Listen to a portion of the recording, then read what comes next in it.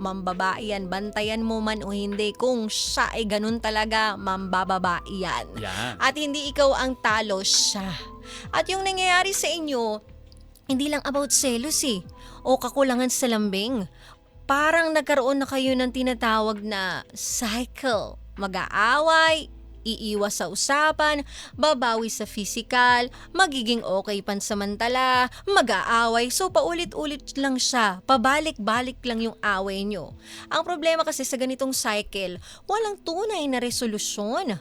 Parang tinatakpan mo lang dyan yung sugat pero hindi mo sinanitize, hindi mo nilinis. Diba? Kaya ang tendency, paulit-ulit lang yung sugat na bumubukas at baka mas lalo pa siyang ma-infect. So parang ganun yung nangyayari sa relationship ninyo. May risk din dito na unti-unti mong ma-associate ang pagmamahal sa performance niya pagdating sa kama. Na kapag magaling siya doon, parang okay na ang lahat. Even if may kulang sa emotional side. At delikado yun. Kasi hindi mo namamalayan, binababa mo na pala yung standard mo sa kung paano ka dapat mahalin.